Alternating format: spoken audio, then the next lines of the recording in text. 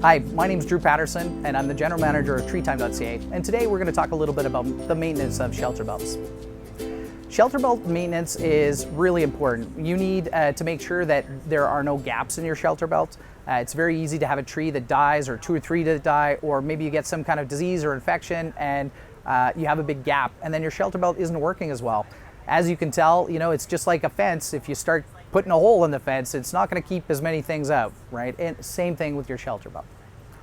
Now, maintenance is an important consideration of your shelter belt. There are some species that are a lot less work to maintain. Colorado spruce is very attractive and it likes the dry, but guess what? It's not very shade tolerant and it's not very good for wetter areas. It will not perform under those circumstances. So adjust accordingly. A lot of people plant white spruce in areas where they may have a lot of shade at certain times of those ones growing, or they're doing renewal and you're trying to fill in on a Colorado spruce row, but it's getting too much shade. It will not get well established. You probably want to replace with something that can handle the sunlight, and that might be the white spruce. We see a lot of people replacing some things. They get faster renewal on maintenance, etc., with a Norway spruce. Norway spruce isn't as hardy as some of the other spruce, and although it can grow like 50% taller than a Colorado spruce or a white spruce can, you will find that it is not as dense. So you can stand at the base and you can see through it. You can see somebody else on the other side of the tree. Whereas with white spruce, a lot less likely. Colorado spruce, you probably don't see the other person on the other side. When it comes to the maintenance of your shelter belt, it doesn't happen just on the end and on the inside row. If you're like everyone else, it happens in the most inconvenient spot. So plan ahead. Try to add another row to your shelter belt and plan over time to make a couple of rows denser in one area and a little lighter in the other areas. People have experimented with them and they do work.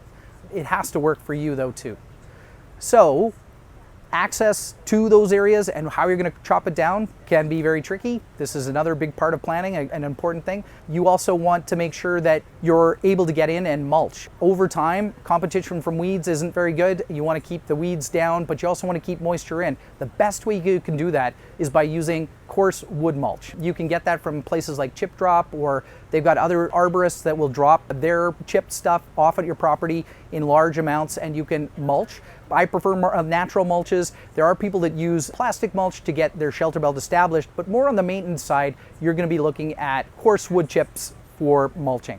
And the other great thing about shelter belt maintenance is often you're removing a bunch of branches or a tree itself and you're replacing it with another one, and you might chop that tree down and use it as mulch and firewood, and you might allow it to sucker back up to replace what was already there. I think the important thing is when you're removing the trees, you need to be doing it at the right time of year. When the tree is actively growing, you're going to have a lot of problems and a lot of extra stress for that tree, as a lot of the recommendations would be to chop that tree when it's dormant. I personally would probably be doing it on the prairies in the month of April. We tend to do it late winter before everything starts emerging.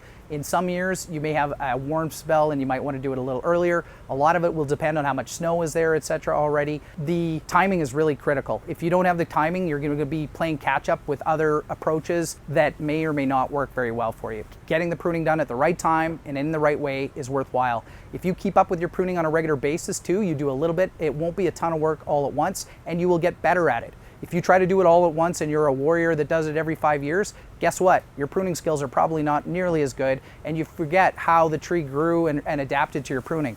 If you take the approach of doing it on a regular basis, every April 1st, boom, that alarm calendar comes up and you're starting to go prune your some of the trees in your shelter belt for health and taking some of that wood aside to use for mulch, you're setting yourself up for success. And that's something that you can do when you're not that busy otherwise.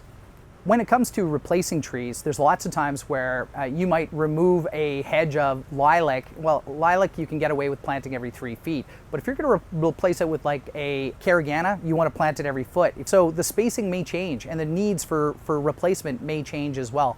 You need to incorporate that into your plan. It's important to think about that up front or you will run into some strange issues with the spacing on growing things back. Additionally, you don't want to plant your pine and spruce too close together. I see a lot of times where people are planting them every 3 feet and they think, oh, I'll just remove the ones that don't work. Well, in my experience, that time to chop them never comes and they self-prune on their branching and you feel like, oh, I got to keep it. But then the health of the tree is suffering much later.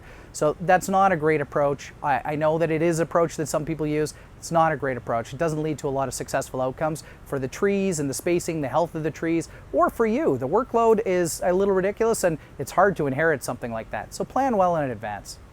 When we're talking about maintenance, we also want to talk about how we can reduce the weeds. Now, a lot of people will specifically plant low-growing fescues or other things like that in between the rows.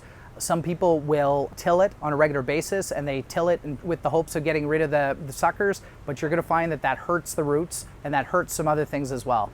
A little bit of vegetation growing isn't usually the end of the world. Nature doesn't like to have an empty space. In a typical forest, you're going to see a whole bunch of different layers, and that's why you see some people planting different layers, is to have a shrub type layer, a bunch of like common blueberry or something growing underneath that pine tree, etc., or some Canadian buffalo berry under there as well. The different layers growing under there will help displace competitive weeds that kind of do harm and damage to your shelter belt. Or heaven forbid you get thistle in there, what do? It's a lot of extra work to get rid of that or get it under control. So try to make sure that you're planting things that are not going to allow nasty things to get established, things that are a lot more work for you to get established. That'll keep your maintenance low. And that is also another argument for planning ahead and making your maintenance a regular thing that you do for your shelter belt. If you wait until 10 years, you're going to be probably removing a bunch of problems. It'll cost you more time and money, and you won't be as engaged with it. It won't be as much fun. Mulch is really important for the maintenance of your trees.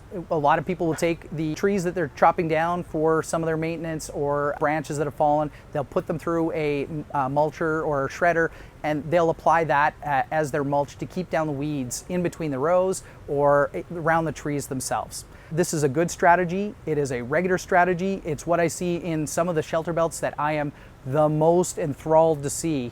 The amazing, Egyptian pyramids of shelter belts. These are the best practices. This is what works, folks. Stick with it. Ultimately, your shelter belt is a living, functioning system that helps you get a lot of things done on your farm, whether that be reducing the wind, whether that be attracting some wildlife, reducing soil erosion. So it's a system that needs support. So you are the steward of your land, you're the steward of your shelter belt. Plan ahead. Check in with it often, know your shelter belt, know your land, do better.